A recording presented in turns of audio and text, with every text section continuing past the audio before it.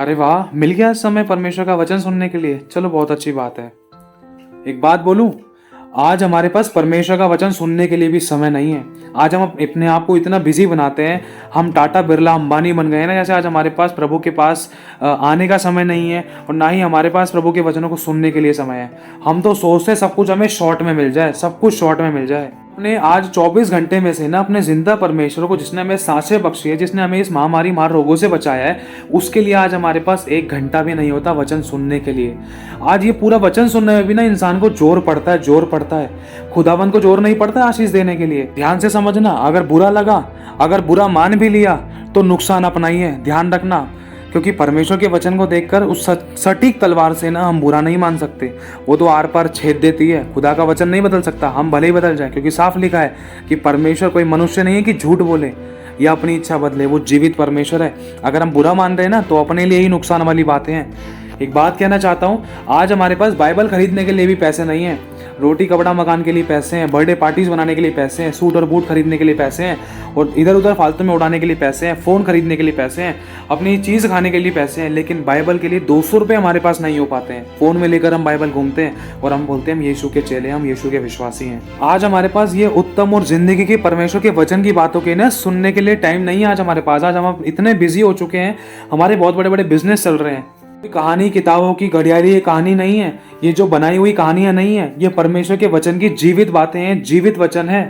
आज आपके पास जिंदगी की बातें सुनने के लिए समय नहीं है ना, तो एक जगह बाइबल में ये भी लिखा है कि अंत के दिनों में जवान मोर्चा खाकर गिर जाएंगे, सुंदर कुमारियां गिर जाएंगी, लेकिन वचन को ढूंढेंगे समुद्र से समुद्र तक, परंतु उसको ना पाएंगे। इसीलिए आज आपके पास वचन है, उसकी कदर कर लो। क्योंकि मैं फिर से बताना चाहता हूँ, जो हमने कभी पाया वो हमने कभी सोचा नहीं, जो हमने सोचा वो हमें कभी मिला नहीं, और जो मिला वो हमें कभी राज आया नहीं, और जो खोया वो हमें याद आता है, जो पाया वो हमसे कभी संभाला जाता नहीं। है कि समय को बहुमूल्य जानकर अपने आप को तैयार करो और जागते रहो कि तुम परीक्षा में ना पड़ो। और ये भी लिखा है कि जो जो परमेश्वर के दिन को तुम नजदीक आता देखो, त्यों त्यों अपने आप को और संगति में इकट्ठा होना मत छोड़ो। आज हमारे पास टाइम नहीं है ना प्रभु के वचन को सुनने के लिए। हमसे आधे घंटे का 1 घंटे का वचन सुनने में भी हमें जोर पड़ता है। दुनियावी कहानी, दुनियावी बातें, दुनियावी काम, रिस्पॉन्सिबिलिटी ज़्यादा आती हैं। 24 घंटे में से हम प्रभु को 1 घंटा भी अच्छे से नहीं देते। अगर देते ना तो हमारा ध्यान कभी कहाँ कभी कहाँ। ध्यान रखना, ये तो अभी हम कर रहे हैं। मैं नहीं चाहता कि प्रभु किसी के साथ बोले कि जा मेरे पास भी समय नहीं तुझे आशीष देने के लिए, जा मेरे पास भी समय नहीं तुझे चंगा करने के लिए, जा मेरे पास भी समय नहीं है या तेरे पास आने के लिए, तुझे चंगा करने के लिए, तुझे आशीष देने के लिए, तुझे बरकत देने के लिए, तुझे ऊंचा उठाने के लिए, जा मेरे पास समय नहीं है। ध्यान रखना। बस एक बात इसमें कहना चाहता हूं, आज बचाने वाला साथ में है ना, तो उसकी कदर जान लो। आज बचाने वाला, क्षमा करने वाला, दया करने वाला, अनुग्रह करने वाला साथ में, उसकी कदर जान लो। अनुग्रह की आत्मा का अपमान मत करना। समय को बहुमूल्य जानकर उसकी बाट जो हो, उसके वचन की इज्जत करो, उसको पहला स्थान दो। ध्यान रखना, बस परमेश्वर आपके साथ कुछ गलत करेगा नहीं, बस वो अपना हाथ हटा लेगा। अब सोच कर देखो, अगर उसने हाथ हटा लिया तो हाथ किसका आता है? फिर शैतान का, फिर घटी का, फिर बीमारियों का, रोगों का, शापों का, दुखों का, दर्दों का, तड़पती हुई हर प्रकार की ऐसी गंदी बदरूहों का, जो मनुष्य के अंदर अपनी अपनी अभिलाषाओं को पूरा करती हैं। ध्यान रखना मेरे भाई और बहनों, इन बातों को हल्के में मत लेना। बस परमेश्वर को अपना हाथ हटाना है, और बचाने वाले ने अपना हाथ हटा लिया ना, बाकी तो सब मारने के लिए हैं। परमेश्वर आपका कुछ नहीं करेगा, परमेश्वर आपका कुछ बिगाड़ेगा नहीं, वरन सिर्फ वो अगर उसने हाथ हटा लिया तो कितनी भयानक बात है। सोच कर देखो। मैं नहीं चाहता कि किसी के भी जीवन में ऐसा समय आए, किसी के भी जीवन में कभी ऐसा समय ना आए। समय बहुत थोड़ा है, काम बहुत ज्यादा है, और जागते रहो कि तुम परीक्षा में ना पड़ो। जागने का मतलब प्रभु के साथ लौलीन रहो, वचनों को सुनो। पता नहीं कौन सी बात के द्वारा आपका जीवन बदल जाए, कौन सी बात के द्वारा आपके जीवन में करेक्शन आ जाए, कौन सी बात के द्वारा आप ठोकर खाने से बच जाओ और आप अपने ही पैरों पर कुल्हाड़ियां मत मारो। आज हमारे पास परमेश्वर की जीवन की बातों को सुनने के लिए समय नहीं है, जिसके द्वारा हमारा ही भला होता है। हम चंगाई पाते, छुटकारा पाते हैं, आशीष पाते हैं, बरकत पाते हैं, और शांति और शालोम पाते हैं। हमारी जरूरतें पूरी होती हैं, मैं दूसरों के लिए हम आशीष का कारण बनाता है मेरा परमेश्वर हमें। तो आज हमारे पास इन जीवन की बातों को सुनने के लिए समय नहीं है। जिसने हमें नरक से बचाया है, जिसने हमें जीवन का मार्ग दिया, जिसने हमारे पापों को क्षमा किया, आज हमारे पास उसके लिए समय नहीं है। हम अपने लिए गड्ढा खोद रहे हैं। ध्यान रखना, 24 घंटे में से क्या हम उसको दे रहे हैं? उसको 10%। परमेश्वर का सारे दशमांश मेरे भंडार में ले आओ। क्या हम अपने 24 घंटे में से 10% देते हैं उसको? अगर आपकी और हमारे पास कोई प्रभु यीशु मसीह के वचन की इज्जत करने का समय नहीं है, और उसकी बातों को सुनने के लिए समय नहीं है, उसके प्रचारों को सुनने के लिए समय नहीं है, उसके वचनों को सुनने के लिए समय नहीं है, उसकी आराधना सुनने के लिए या आराधना करने के लिए समय नहीं है, तो हम क्या अपने आप को विश्वासी क्यों कहते हैं? फिर हम झूठे हैं। हमारे पास है ना, सच में यीशु के लिए समय नहीं है। यीशु कौन है? परमेश्वर। परमेश्वर क्या है? वचन। आज हम ऑटोमेटिकली परमेश्वर के वचन का इनकार कर देते कि आज हमारे पास परमेश्वर के वचन को सुनने के लिए समय नहीं है। दुनियावी फालतू की बातें सुन लेंगे, दुनिया के ऐसे हंसी ठट्ठे वाले मजाक सुन लेंगे, फालतू के जोक सुन लेंगे, देख लेंगे, कॉमेडी देख लेंगे, और फालतू की अजीब और हरकतों वाली ऐसी फालतू की वीडियोस में हमारा टाइम निकल जाता है, या गलत संगति में अपना टाइम निकाल देते। लेकिन प्रभु के वचन को सुनने के लिए आज हमारे पास समय नहीं है। हम बिजी हैं। हम टाटा बिरला अंबानी बन गए हैं, हमारे बहुत बड़े बड़े बिजनेस चल रहे हैं, हम बहुत बिजी हैं। सुबह से लेकर शाम तक हम बिजी तो हैं यार। प्रभु हमारे पास सही समय नहीं है सच में प्रभु तेरे लिए। सॉरी प्रभु, मुझे माफ़ कर दे, मैं तेरे को समय ज़्यादा नहीं दे पाऊंगा, क्योंकि प्रभु देख मेरा मन भी नहीं करता है, मैं वचन सुन भी नहीं पाता हूँ, आराधना में मन नहीं लगता, प्रार्थना में मन नहीं लगता, वचन में बैठ नहीं पाता हूँ। प्रभु समझ नहीं आ रहा मेरे को क्या करूँ। लेकिन प्रभु मैं कुछ बोलता हूँ ना, प्रभु मेरा प्रॉपर्टी का काम करा देना, प्रभु मुझे चंगा कर देना, प्रभु मुझे आशीष देना, प्रभु मेरी शादी करा देना। देख मेरी शादी नहीं हुई है, प्रभु मेरे को बच्चे की आशीष दिला देना। प्रभु देख मेरे को घर भी तो देखना, परिवार भी तो देखना, मेरा बिजनेस चालू करा दे, प्रभु मेरा ये काम करा दे, प्रभु मेरा वो काम करा दे। हमारा बाप का नौकर नहीं है यीशु। तरफ वो अनुग्रहकारी परमेश्वर है, दूसरी तरफ वो भस्म करने वाली आग है, जल उठने वाला ईश्वर है। हमारे पास यीशु के लिए समय नहीं है। यीशु मतलब जिंदगी, वचन के लिए समय नहीं है। जो हमारी सांसें हैं ना, वो उसी के द्वारा दी गई हैं। जिसने हमें जीवन बख्शा है ना, जिसने हमें महामारी हमारे रोगों से बचा, आज हमारे पास उसके लिए समय नहीं है। वीडियो नहीं है, ये कोई कहानियां नहीं है, ये कोई किसी के कहानी किस्से नहीं है। ये परमेश्वर के जीवित वचन है, जिनके द्वारा लोगों की जिंदगियां बची हैं, जिनके द्वारा लोग अपने आप को करेक्ट करते हैं, जिनके द्वारा परमेश्वर का आत्मा उनसे बात करता है, जिनके द्वारा लोगों की जानें बचती हैं, जिनके द्वारा लोग फंदे से निकलते हैं, जिनके द्वारा लोग आशीष और चंगाई, छुटकारा, बरकत पाते हैं। ये जीवन की बातें हैं। आज हमें परमेश्वर का वचन सोशल नेटवर्किंग मीडिया के द्वारा, परमेश्वर के अभिषिक्तों के द्वारा सुनने के लिए मिल रहा है ना, तो आज हमें राज नहीं आ रहा है। सच बता रहा हूँ, आज हमें राज नहीं आ रहा है, आज हमें खुशी नहीं हो रही है, आज हम अपने कामों में लग रहे हैं। लेकिन एक टाइम ऐसा भी है, मैं फिर से कहना चाहता हूँ, लिखा है समुद्र से समुद्र तक फिरेंगे परमेश्वर के वचन के लिए, लेकिन उसको ना पाएंगे, ठोकर खाकर गिर जाएंगे, मोर्चा खाएंगे, गिर जाएंगे। एक बात ध्यान रखना, हमारा परमेश्वर कभी हमें समय देखकर, माहौल देखकर, टाइम देखकर, ईयर देखकर, हमारा फेस देखकर हमें आशीष नहीं देता। वो अपने हृदय से हमें हर पल आशीष देने के लिए तैयार रहता है। लेकिन आज हमारे पास उसके जीवन के वचन सुनने के लिए समय नहीं है। जब हम समस्या में पड़ जाते हैं ना, या किसी दुखों में पड़ जाते हैं, जब बहुत बड़ा नुकसान उठा लेते हैं ना, उसके बाद हम 2-2, 3-3 घंटे लाइन में लगने के लिए, या फिर हॉस्पिटलों की लाइन में लगने के लिए हमारे पास समय निकल जाता है। या जब इंसान बिल्कुल लास्ट स्टेज पर चलता है ना, तब तो उसके घर वाले भी दौड़ने के लिए तैयार हो जाते हैं, जिनके पास शुरुआत में समय नहीं था परमेश्वर के भवन में आने के लिए। तब तो वो हॉस्पिटलों के लिए 1-1, 2-2, 3-3 दिन तक जागते रहते हैं। मैं इसीलिए कहना चाहता हूँ मेरे भाई और बहनों, समय को बहुमूल्य जानो। आपने सुना होगा कि घी अगर टेढ़ी उंगली से नहीं निकल रहा है, अगर सीधी उंगली से घी ना निकले तो उसको टेढ़ी करनी पड़ती है उंगली। लेकिन ध्यान रखना, हमारा परमेश्वर है ना, सीधा डब्बा गर्म करता है। उसको उंगली और ये उंगली टेढ़ी मेढ़ी करने की जरूरत नहीं है, वो सीधा डब्बा गर्म करता है, वो जड़ पकड़ता है। आज हम यीशु को समझते क्या है? समस्या के समय में उसके पास जाते हैं, जी प्रभु जी, जी प्रभु जी, 1 घंटा आधा घंटा बिता लिया, समस्या का हल हो गया, फिर वापस अपने कामों में मिल गए, संसार से प्रेम कर लिया। फिर उसके बाद ये भी लिखा है कि परमेश्वर से बैर करना, मतलब संसार से प्रेम करना तो परमेश्वर से बैर करना है। अगर हम जाने अनजाने में संसार से प्रेम करने लग गए ना, प्रभु के वचन को इज्जत नहीं दी, प्रभु के वचन की जगह संसारिक कामों में, संसारिक वस्तुओं में, संसारिक बातों में प्रभु का भी समय अगर हम उन चीजों में वेस्ट कर रहे हैं, तो ऑटोमेटिकली संसार से प्रेम करना है। इसे संसार से प्रेम करना कहते हैं। अगर संसार से प्रेम कर लिया तो परमेश्वर से बैर कर लिया। हम प्रभु यीशु को एटीएम की तरह इस्तेमाल करते हैं कि प्रभु जरूरत के टाइम पर प्रभु प्रभु प्रभु, और जब वचन सुनने की बात आती है, अरे शॉर्ट में हो जाए तो वचन बढ़िया, इतना 30 मिनट का या 59 मिनट का या 1 घंटे का, 4 घंटे का वचन कौन सुनेगा? जिसकी जान पर आती है ना, वो तो 24 घंटे प्रभु का नाम भी लेगा। लेकिन जिसको 2-2, 5-5, 10-10 मिनट के अंदर मलाई मिल रही है ना, बहुत अच्छे से, मतलब बहुत बड़ी बड़ी बातें 10 मिनट में ही सीखने के लिए मिल रही है। उबलना दूध को पड़ता है, लेकिन मलाई खा लेते हैं ना। बुरा नहीं मानना इस बात का, क्योंकि देखो, साफ बोलना सुखी रहना। हम करते क्या है, हम सोचते कि 10 प्रकार की बड़ी बड़ी बातें और गहरी बातें, अच्छी बातें जो हमारे कानों को अच्छी लगे, हमारे जीवन में ट्रांसफॉर्म आए, वो हमें 10 घंटे की प्रीचिंग 10 मिनट में मिल जाए और उसको लेकर हम चलते बने। यार इतनी बड़ी वीडियो कौन देखेगा? आज हमारे पास इतना भी टाइम नहीं है कि प्रभु के वचन को हम पूरे दिल से सुन सके। आज हम अपनी अभिलाषाओं को मिटाने के लिए प्रभु के वचन को सुनने की कोशिश करते हैं। उन्हें आपकी जरूरतों को पूरा किया है, आशीष दी है, बरकत दी है, फोन दिया है, प्रभु ने आपको हर चीज दी, आपके मांगने सोचों से कहीं ज्यादा बढ़कर दिया। अगर नहीं है तो वो भी दे रहा और देगा भी जरूर, क्योंकि आप उसकी संतान हो, आप उसके बच्चे हो। लेकिन इसमें एक बात और कहना चाहता हूं, आपके पास कान है सुनने के लिए। ध्यान रखना, उसने आपको कान दिए हैं। आपके पास कोई बहाना नहीं चल सकता कि प्रभु मेरे पास कान नहीं थे, सॉरी मुझे माफ कर दे, मैंने तेरे वचन को नहीं सुना।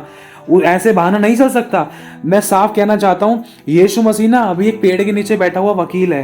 अभी पेड़ के नीचे बैठा हुआ वकील है कि हमारी सिफारिश प्रभु से अपने जज से लगा देता कि चल जज साहब इसको माफ़ कर दो, छोड़ दो। लेकिन जब वो छोटा सा वकील, जब उसका पोस्ट आगे बढ़ जाएगी ना, जब वो एक जज बन जाएगा, न्याय बन जाएगा, जब वो आएगा, जब वो न्याय के सिंहासन पर बैठेगा ना, उस समय किसी की रिश्वत, किसी का धन दौलत पैसा कुछ भी नहीं चलेगा। हाँ की हाँ और ना की ना होगी। करा काम करा तो ठीक है, चल अंदर, अगर नहीं करा चल बाहर, जहाँ रोना और दांतों का पीसना है। एक बात और कहना चाहता हूँ, आज जिनको परमेश्वर ने सब कुछ अच्छा दिया है, आज वो लोग ढिलाई करते हैं, आज हम लोग ढिलाई करते हैं। प्रभु ने हमें अच्छे कान दिए हैं, अच्छे हाथ पैर दिए हैं, प्रभु के काम के लिए, सुसमाचार सुनाने के लिए हमें मुंह दिया है, लेकिन उसके काम में हम ढिलाई करते हैं। और जिनके पास नहीं है उनके बारे में हम कभी नहीं सोचते कि प्रभु जिनके पास नहीं है वो इच्छा रखते हैं कि प्रभु हम भी करने पाए, लेकिन जिनके पास है वो कदर नहीं जान रहे। जिसके कान हो वे सुन ले कि आत्मा कलीसिया उसे क्या कहता है। इस बात को ना अपने ऊपर लेकर देखना, आप हो और आपके माता पिता हैं, आप हो और आपके पापा हैं, ठीक है। अब एक बेटा या एक बेटी है, काम अच्छा मिल गया, सब कुछ सेटल हो गया लाइफ में। अब बेटा और बेटी अपने बाप के पास जा रहे हैं सिर्फ सैलरी देने के लिए, और या फिर सिर्फ खाने पीने के लिए, चाहे काम करते चाहे नहीं करते बच्चे काम, चाहे आप लोग काम करते हो या नहीं करते, लेकिन आप सिर्फ बाप के पास अपने इसलिए जा रहे हो कि आपको भाई पैसा मिल जाए बाप से, या खाने पीने का आपका पेट भर जाए, दोपहर सुबह का या रात का खाना आपको मिल जाए, फिर आप अपने कमरे में जाकर सो जाओ। अगर आप इसलिए जा रहे हो तो सोचो आपके बाप के ऊपर इसका क्या प्रभाव पड़ेगा कि मेरे बच्चे सिर्फ मेरे पास अपने फायदे के लिए ही आते हैं, वरन मेरे दिल का हालचाल पूछने नहीं आते हैं। मेरे बच्चे सिर्फ मेरी जायदाद के भूखे हैं, मेरे बच्चे सिर्फ मुझसे मांगना ही जानते हैं, मेरे बच्चे ने कभी मेरे दिल का हाल नहीं पूछा, कभी मेरे से समय नहीं बताया, कभी मेरे से पूछते नहीं है, कभी मुझसे बात नहीं करते हैं, कभी मेरे साथ बैठते नहीं है, कभी मेरे साथ समय नहीं बिताते, कभी मुझे सुनने की कोशिश नहीं करते हैं। वरन ये तो ऐसी रौब जमाते हैं, अगर काम मिल गया तो पैसा देकर चले जाते हैं, हमें समझ क्या रखा है। लेकिन अगर काम भी नहीं मिला तो हमारे पास आते हैं, पैसा मांग लेते, कुछ चाहिए होता तो हम तो यूं ही दे देते, लेकिन फिर भी मेरा बेटा मेरी सुनता नहीं है। सोच कर देखो मेरे भाई और बहनों, इस बात कोई छोटी बात नहीं है। आज हम जरूरत के समय पर ही ना यीशु के पास जाते हैं। आज अब जिस 1 घंटे के वचन को सुनने में हमें जोर पड़ रहा है ना, जब समस्या होती है ना, तो 1 घंटे का 10-10 घंटे या 2-2 3-3 घंटे भी सुनने के लिए हमें कम पड़ते हैं, थोड़े पड़ते हैं कि कोई काउंसलिंग कर दे हमारी, कि कोई वचन सुना दे हमें, कोई आराधना, कोई प्रार्थना में हमें कोई बुला ले, कोई चर्च के लिए हमें बुला ले, हमें चर्च जाना है भैया, प्रार्थना करनी है, आराधना करनी है, कोई हमें अपनी संगति में ले लो। ध्यान रखना, ठोकर खाने से पहले समझ जाएंगे तो बहुत बढ़िया रहेगा हमारे लिए, क्योंकि बहुत से ऐसे थे जिनको ठोकर खाने के बाद मौका नहीं मिला। इसमें परमेश्वर के वचन को हल्के में लेने का नुकसान किसका है? इसमें परमेश्वर का 1% भी नुकसान नहीं है, वरन मनुष्य स्वयं इसके अंदर नुकसान उठाता अपनी गलती के कारण। जब हम परमेश्वर के वचन को हल्के में लेने की कोशिश करते हैं ना, एक बार नहीं बहुत बार, समझना इस बात को कि भाई 4 घंटे की मीटिंग है, 1 घंटे की मीटिंग है, 59 मिनट का ये सरमन है, या 40 मिनट की 30 मिनट की मीटिंग है, हमारे पास इतना भी समय नहीं है। हम इनडायरेक्टली परमेश्वर के वचन का इनकार करते हैं, परमेश्वर के वचन का इनकार करते हैं, क्योंकि परमेश्वर ही वचन है, यीशु ही वचन है। और फिर हम कहते हैं, जब वो वचन हमारे हृदय रूपी भूमि पर जब जगह नहीं बना पाता है ना, हमारे ना सुनने के कारण, फिर हम कहते हैं हमारे जीवन में आशीष क्यों नहीं आ रही। क्यों? क्योंकि हमने तो ज्ञान पाया ही नहीं है, आशीष कहाँ से आएगी? वचन की तो हमने इज्जत करी ही नहीं है, हमें आशीष कहाँ से मिलेगी? लिखा है, परमेश्वर का ज्ञान ना होने से उसकी प्रजा नाच हो रही थी, उसकी प्रजा बंधुआई में जा रही थी। और फिर हम कहते हैं हमें चंगाई क्यों नहीं मिली, छुटकारा क्यों नहीं मिल रहा, उसकी शराब क्यों नहीं छूट रही, मेरे जीवन में चमत्कार क्यों नहीं हो रहे। और फिर हम कहते हैं हमें किसी संगति की जरूरत है, और फिर हम भटक जाते हैं ना, जब फिर उसके बाद कहते हैं कि हमें किसी विश्वासियों की संगति की जरूरत है, या हमें किसी चर्च में जाने की जरूरत है। ऐसी जरूरत क्यों पड़ी? ऐसी जरूरत इसलिए पड़ी क्योंकि हमने शुरुआत में परमेश्वर के वचन को हल्के में और ठट्ठे में उड़ाने की कोशिश करी, मजाक में लेने की कोशिश करी। जब वचन सुनाया जाता तो हमारे ध्यान कहीं और होता था, या तो हम वचन को सुनने से अपने कान मोड़ लेते थे, या चाहे रीजन कुछ भी होता था। लेकिन जब उस चीज का असर जब बाद में पता चला, तो हम बाद में ढूंढते कि प्रभु का वचन मिल जाए, कोई दास आ जाए, कोई सुना जाए, कोई हमारे लिए प्रार्थना कर दे, या हमें कोई वचन सुनने के लिए मिल जाए। क्यों? क्योंकि हमने अपनी नींव को ना खुद ही कच्ची बनाई है, हमने अपनी नींव को खुद ही कच्चा बनाया। क्योंकि जब हमें मौका मिला मजबूत करने का, हमें अपनी जड़ों को मजबूत करने का, तो उस समय हमने वचन के द्वारा अपनी जड़ों को मजबूत नहीं किया, वरन हमने ऊपर से मलाई लूटने की कोशिश करी है, या शॉर्ट में देखने की कोशिश करी है, या काट पीट कर देखने की कोशिश करी है, या फिर उसको देखने की कोशिश ही नहीं करी है। भाई ज़्यादा बड़ी कौन देखेगा? एक बार स्टार्टिंग करी, फिर उसके बाद बंद कर दिया। और दूसरी बात यह है कि जब हमने पहला स्थान परमेश्वर को इस बात के अंदर दिया ही नहीं, तो हमारे जीवन में वो वचन रूपी बीज फलवंत कैसे होगा? जब तक वो वचन रूपी बीज अंदर नहीं जाएगा। अंदर कैसे जाएगा? सुनने से जाएगा। और हमारा कान पूरा सुनना नहीं चाहते हैं। क्यों? क्योंकि टाइम ज़्यादा लगता है। लेकिन अगर 2 या 3 घंटे की मूवी लगा दी जाए ना तो मन करता है यार एक मूवी देख लिया दूसरी देखूंगा, चल कल दूसरी डाउनलोड करेंगे या परसों दूसरी देखेंगे। यार एक शो बहुत अच्छा है, ये कॉमेडी शो बहुत अच्छा है, ये बिग बॉस बहुत अच्छा आता है, सोमू सो बातें। ध्यान से समझना, आज हमारे पास परमेश्वर के वचन के लिए हम कितने क्वेश्चंस कितने ऑब्जेक्शंस उठा लेते हैं सुनने के लिए या ना सुनने के लिए, या किसी भी रीजन से कुछ भी दीवार खड़ी करने के लिए कि प्रभु के वचन के लिए हम तोड़ मरोड़ कर कुछ ना कुछ ऐसी बातें शेयर कर दें, ऐसी बातें बोल लें आपस में, जिससे कि भाई मैं वचन भी सुन लूँ थोड़ा बहुत और मैं टीवी भी देख लूँ, मूवी भी सुन लूँ, गाने भी सुन लूँ, अपने दुनियावी कामों में अपने हाथ भी मिला लूँ और अपने सारे काम कर लूँ। भाई सारे काम तो कर रहा हूँ ना मैं, प्रभु तो सब देख रहा है। भाई देख थोड़ी देर प्रार्थना कर तो ली ना, थोड़ा थोड़ा नहीं चलेगा। परमेश्वर 10वां मांगता है। जिसके अंदर भूख और प्यास है ना, जो प्रभु के लिए सब कुछ कर सकता है, वो चाहे खाना छोड़ देगा, चाहे रहना छोड़ देगा, चाहे सोना छोड़ देगा। बहुत सी ऐसी गवाहियां भी सुनी, लोगों ने अपने घर भी छोड़ दिए प्रभु के लिए। वो सच्ची भूख और प्यास होती है जो प्रभु के वचन की रोटी के लिए भूखा और प्यासा रहता है कि प्रभु मुझे कहाँ से वचन मिले, कहाँ से मुझे मेरे को करेक्शन मिले, कहाँ से मैं आशीष पाऊँ और कैसे मैं तेरे वचन की जड़ तक पहुँचने पाऊँ, और तू क्या चाहता है मुझसे और तेरी इच्छा क्या है, मैं कैसे पहचानूँ, कैसे जानूँ।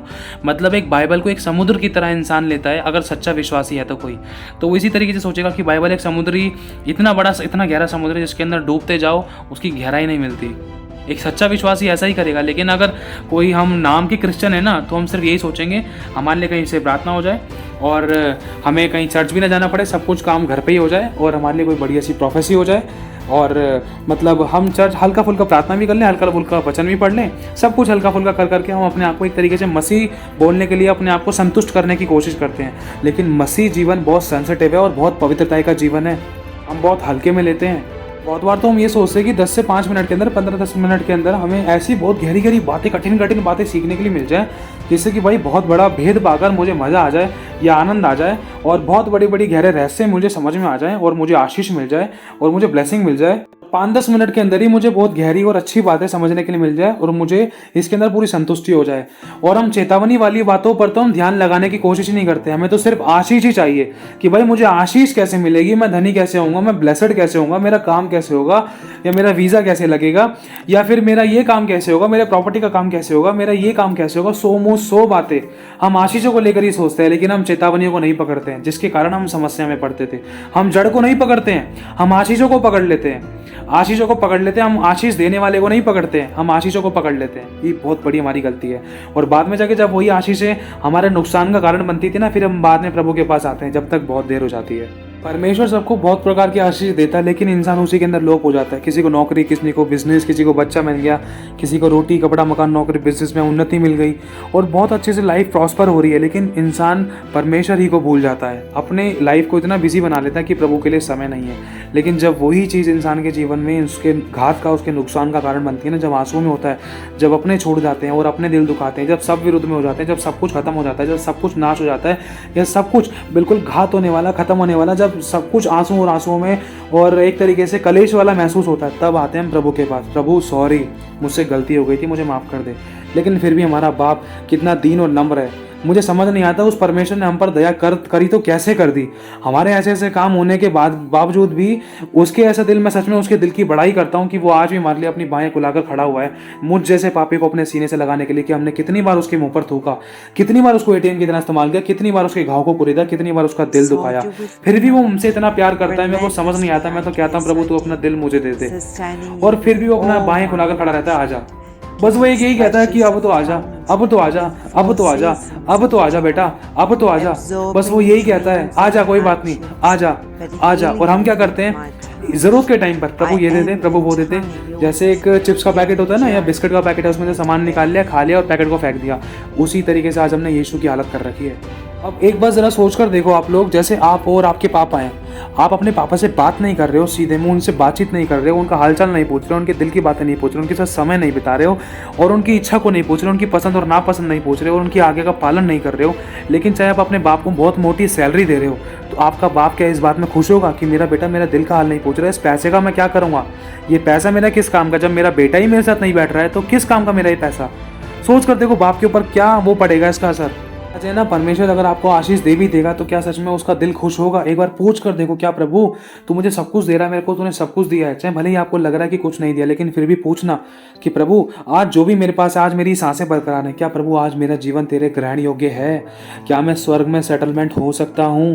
क्या प्रभु मेरा जीवन तेरे ग्रहण योग्य है? क्या मैं तेरे सामने के खड़े होने के योग्य हूँ या नहीं? यीशु मसीह को सिर्फ आशीषों के टाइम पर और एटीएम कार्ड की तरह इस्तेमाल करने की कोशिश करते हैं। बस एक आखिरी बात कहना चाहता हूँ, जिसे देना आता है ना उसे लेना भी आता है। वो बस अपना हाथ हटा लेता है, बाकी काम खराब इंसान अपना खुद ही कर लेता है। और यीशु को बुलाने की जरूरत पड़ती है, यीशु को स्वीकार करने की, यीशु को बुलाने की, उसका स्वागत करने की जरूरत पड़ती है, क्योंकि वो द्वार के बाहर खड़ा हुआ खटखटाता है। वो अपने आप नहीं आएगा अंदर, उसके लिए खोलना पड़ेगा। लेकिन जैसे ही अपना हाथ यीशु ने उठा लिया तो शैतान को बुलाने की जरूरत नहीं पड़ेगी।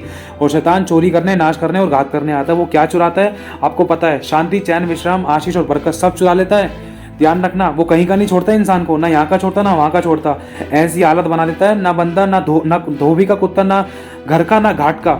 अब समझ नहीं आता कि जाएगा कहाँ। प्रभु के पास जाएं तो कैसे जाएं, किस मुंह को लेकर जाएं? अब प्रभु के पास जाएंगे तो हम कैसे जाएंगे? क्या प्रभु हमें ग्रहण करेगा? इतनी बड़ी गलती तो हमने कर दी, उसके मुंह पर लात मार दी, उसके मुंह पर थूक दिया, उसको हमने इस्तेमाल करके फेंक दिया, और हमने ज़रूरत के समय पर उसको पुकारा, लेकिन हमने अपनी इच्छा चलाने के कारण जिनके ऊपर हमने भरोसा रखा उन्होंने भी हमारे ऊपर लात उठाई और उन्होंने भी हमें घर से बाहर निकाल दिया। मैंने प्रभु को छोड़कर गलती कर दी। किस मुंह से जाएंगे हम प्रभु के पास? एक बात बताना चाहता हूँ, आपको पता है कि परमेश्वर आपसे क्या मांग रहा है? आपसे आपका समय मांग रहा है, आपका धन नहीं मांग रहा है, आपका तन नहीं मांग रहा है, आपका मन नहीं मांग रहा है। आपसे आपका समय मांग रहा है कि आप उसके साथ बैठे, उसके साथ प्रार्थना करें, उसके वचनों को सुने, उसकी इज्जत करें, उसके साथ संगति करें, उसकी आराधना और प्रार्थना करें, उसको पहला स्थान दे अपने हर कामों के अंदर, और उसको हर बात में अपने जीवन में ऊंचा उठाएं। वो आपसे कुछ नहीं मांग रहा है। लिखा है स्वर्ग उसका सिंहासन, पृथ्वी उसके चरणों की चौकी है। तो हम उसके लिए कौन सा घर बनाएंगे और उसके रहने का कौन सा स्थान होगा? साफ लिखा है वचन में। और उसने ये भी कहा है कि मैं देख तेरे लिए जाति के धन को नदी के समान, जाति जाति की धन संपत्ति को नदी की बाढ़ के समान मैं तेरे लिए बहा दूंगा। इतना तो धन वो अपने स्वर्ग से उड़ेल रहा है, बहा रहा है, तो वो हमसे क्या मांगेगा? वो लालची नहीं है, हम ही है लालची, हम ही है बुरे, हम ही है दोषी, हम ही है पापी। समझने की कोशिश करना, उसको कुछ नहीं चाहिए, बस वो हमारा समय मांगता है। आज हमारे पास समय नहीं है उसको देने के लिए। हम ठीक ठाक है ना, इसलिए आज हमारे पास समय नहीं है। आपको पता है हमें ना तड़का लगाते हैं। परमेश्वर है ना, जेंटल स्पिरिट है, वो सामर्थी परमेश्वर है, वो राजाओं का राजा, प्रभु का प्रभु है, वो कोई नौकर नहीं है। ध्यान रखना कि हम मतलब जैसे मर्जी जब मर्जी कुछ भी कर ले, जब मर्जी उसको बुला लें। वो जेंटल स्पिरिट है। आज हम तड़का लगाते हैं, आज हम सोचते हैं कि प्रभु हमसे बात क्यों नहीं कर रहा है। बात तो जब ही करेगा ना जब हम उसके वचन को इज्जत देंगे। परमेश्वर कई बार अपने लोगों से कैसे बात करता है, उसके बात करने के तरीके बहुत अलग हैं। लेकिन आज हम जब पूरा परमेश्वर का वचन जब सुनते नहीं हैं, उसके साथ संगति नहीं करते हैं, उससे प्रार्थना नहीं करते हैं, उसकी आराधना नहीं करते हैं, जब उसके साथ अच्छे से समय नहीं बिताते हैं, तो फिर हम बाद में कहते हैं कि प्रभु तूने मुझे तो गलती बताई नहीं, तूने मेरे को करेक्शन किया ही नहीं, और तूने मेरी जरूरत को तो पूरा किया ही नहीं, तूने तो मुझसे बात ही नहीं करी, तू मुझसे बात ही नहीं करता है। परमेश्वर बात कैसे करेगा? जब आप पूरा प्रकाशन, पूरा वचन, पूरे वचन को दिल से, हियाव से ध्यान धर के सुनोगे, पढ़ोगे, समझोगे और जानोगे और करोगे, तभी तो परमेश्वर आपके जीवन में काम करेगा। परमेश्वर पहले स्टार्टिंग में टेस्ट करता है, चेक करता है कि चल भाई मैं इसको पूरी रोटी बाद में दूंगा, पहले इसको चूर चार में एक बार टेस्ट करके देखूं। इसको मैं मतलब गाड़ी की चाबी बाद में दूंगा, इसको पहले मैं साइकिल में टेस्ट करके देखूं, क्या ये साइकिल लेने के बाद क्या मेरे भवन तक आएगा? या गाड़ी या साइकिल मिल जाने के बाद, इसको पैदल चलने में तो टाइम लगता था, घंटों लगते थे, अब चल इसको साइकिल मिल गई, क्या मेरे भवन में आएगा रेगुलरली? क्या टाइम से आएगा? अगर बंदा उसमें भी टाइम से चल रहा है ना, आ रहा जा रहा है, टाइम से आ रहा है, चाहे कितना भी घर में कितना भी काम है, कितनी भी सिचुएशन है, कितनी भी ऐसी परिस्थिति बन रही है अगेंस्ट में, लेकिन फिर भी साइकिल के साथ बंदा प्रभु के भवन में जा रहा है, चाहे कितना भी दूर था, तो परमेश्वर उसको गाड़ी भी देगा। क्यों? क्योंकि परमेश्वर ने उसको उस टेस्ट में खरा पाया है। अब ध्यान से समझना, कहने का मतलब ये है कि अगर हम चाहते कि परमेश्वर हमसे बात करे, तो हम क्या इन छोटी छोटी बातों में फेथफुल हैं उसके साथ? हम हर बात में शॉर्ट ढूंढने की कोशिश करते हैं, शॉर्टकट पाने की कोशिश करते हैं, और अपनी इच्छा को ऐसे लगाने की कोशिश करते हैं कि सब कुछ हमें लगता है कि हम सही कर रहे हैं। लेकिन अगर उसी बात को अगर हम परमेश्वर के चश्मे से देखें ना, तो हम सबसे बड़े गलत हैं और सबसे बड़े पापी हैं, सबसे बड़े बुरे और अनाज्ञाकारिता है। हमें ना शॉर्ट चाहिए, सब कुछ तड़का लगाने वाला काम चाहिए, और हमारे पास वचन सुनने के लिए टाइम नहीं है, सब कुछ हमें शॉर्ट में ही मिल जाए। और हम चाहते, फिर भी हम चाहते हैं कि प्रभु हमसे बात करे। अरे बात कैसे करेगा? जब हम पूरा समय प्रभु को देंगे जब तो बात करेगा। लिखा है कि तुम मुझे अपना पिता कहते हो तो मेरा आदर कहाँ है, तुम मुझे अपना स्वामी कहते हो तो मेरा सम्मान कहाँ है। और यह भी लिखा है कि जो थोड़े से थोड़े में विश्वास योग्य रहेगा, परमेश्वर उसको बड़ी वस्तु का अधिकारी बनाएगा। बड़ी वस्तु तो परमेश्वर जब ही देगा ना, जब थोड़े से में पूरा विश्वास योग्य है, उसके साथ ईमानदार चल रहा है इंसान। अगर हम प्रभु के वचन को सुन रहे हैं, पूरा सुन रहे हैं, ध्यान से सुन रहे हैं, तो प्रभु हमारे जीवन में उन्नति क्यों नहीं करेगा? वो देख रहा है कि मेरे बच्चे गलत चीज़ों को ना सुनकर वरन मेरे वचन को सुन रहे हैं। वो देखेगा कि मेरे बच्चे फालतू की मूवीज़, वीडियोस, टीवी, इन सब चीज़ों में ध्यान नहीं लगाकर वरन मेरे वचन को इज्जत दे रहे हैं, मेरे वचन को सुन रहे खाली समय में भी। तो प्रभु मदद क्यों नहीं करेगा? आशीष क्यों नहीं देगा? ज़रूरतों को पूरा क्यों नहीं करेगा?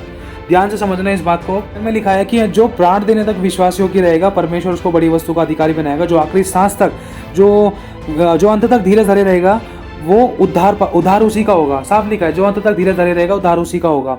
अब सोच कर देखो, यहाँ पर तो अंत तक धीरज धरने वाली बात हो रही है, लेकिन हम यहाँ पर आधे घंटा भी धीरज नहीं धर पाते, कभी कभी 1 घंटा भी धीरज नहीं धर पाते परमेश्वर के वचन को सुनने के लिए। हमें सब कुछ तड़के में चाहिए कि भाई शॉर्ट में सब काम शॉर्ट में हो जाए, और हम वैसे कहते हैं प्रभु हम तेरे बच्चे, हम तेरे शिष्य, हम तेरे चेले हैं, हम तेरे विश्वासी, हम तुझसे प्यार करते हैं। आज हम परमेश्वर को समय नहीं दे पा रहे ढंग से, तो उसका अंत तक धीरज हम कैसे धर सकते हैं? आज भी कई सारी ऐसी चर्चेज में ना लोग है ना वचन की भूख और प्यास, वचन की रोटी के लिए ना रात रात भर लाइन लगाते हैं, 6-6, 7-7 घंटे पहले ही आ जाते हैं, अपने दूर दूर देशों से सुनने के लिए आ जाते हैं। अगर आप इसका उदाहरण देखना चाहो ना, तो मैंने सुना है खामड़ा चर्च के बारे में। पंजाब के अंदर कई सारी चर्चेज हैं, उन चर्चेज को लेकर आप जान सकते हो, समझ सकते हो। और बहुत सारे ऐसे बड़े बड़े चर्चेज हैं पूरे वर्ल्ड में जिनको सुनने के लिए, जिनके वचनों को सुनने के लिए, मतलब परमेश्वर के वचन को सुनने के लिए लोग समुद्र से समुद्र तक, कितनी दूर दूर तक जाते हैं। क्यों? वो आज इसीलिए जा रहे हैं क्योंकि उनको पता है कि बुरा समय अगर आएगा भी तो हम पर हावी नहीं हो सकता है। लेकिन आज हम बहुत उल्टा ले रहे हैं इन बातों को, आज हम बहुत गलत कर रहे हैं। वो लोग अपने आप को वचन से मजबूत कर रहे हैं और आज हम हल्के में ले रहे हैं। एक बात और कहना चाहता हूँ, जब इंसान के ऊपर मुसीबत आती है ना, तो उस समय जैसे डॉक्टर कहते हैं ना, भाई यहाँ वाले हॉस्पिटल में इलाज चलेगा, वहाँ वाले हॉस्पिटल में इलाज चलेगा, इसी तरीके से जब हमारा परमेश्वर कहता है ना कि तू प्रार्थना में समय बिता, 10 घंटे प्रार्थना कर, तभी तेरे जीवन में काम होगा, तो भाई ऐसा मूवमेंट अपनी जिंदगी में आने ही क्यों दे? अगर हम पहले से ही सही दौड़े तो वो दिन हम देखने भी नहीं पाएंगे जो गलत था। ध्यान रखना ये हमारे हाथों में है। अगर हम लोग पहले ही सरेंडर कर देंगे अपने आप को, अगर हम पहले ही प्रभु के पास घुटने टिकाकर आ जाएंगे और प्रभु में बने रहेंगे, तो ऐसा समय कभी गलत आएगा भी नहीं हमारे साथ। क्यों? क्योंकि प्रभु हमारा रक्षक है। वो हमें देख रहा है कि हाँ भाई मेरे बच्चे मेरे साथ फेथफुल, ईमानदार, डिवोटेड, कमिटेड, फेथफुल बनकर बिल्कुल सही चल रहे हैं, तो मैं इनके साथ गलत क्यों होने दूं? बात और कहना चाहता हूँ, वो समय मांग किसके लिए रहा है आपका? वो आप ही के लिए मांग रहा है, आपकी उन्नति के लिए, आपके भलाई के लिए, आपके फायदे के लिए, आपके छुटकारे के लिए, आपकी बरकत के लिए, आपकी प्रॉस्पेरिटी के लिए मांग रहा है। वो अपने लिए नहीं मांग रहा है, आपको लॉन्ग लाइफ और लंबा जिलाने के लिए और आपको हर बात में आशीषित करने के लिए ही मांग रहा है। उसको इससे क्या मिलेगा? बात और कहना चाहता हूँ, परमेश्वर हमसे कुछ नहीं मांग रहा है, सिर्फ समय मांगता है। वो हमसे सिर्फ हमारा समय मांगता है, और वो भी पहला उठा। हमें पहला स्थान और वो भी पवित्र समय उसको देना है। ये नहीं कि बचा कुचा समय अपने सारे काम कर लिए, बिल्कुल फ्री होने के बाद जब लास्ट में हल्का फुल्का टाइम बचा उसमें हमने आराधना कर ली, वचन पढ़ लिया, प्रार्थना कर ली।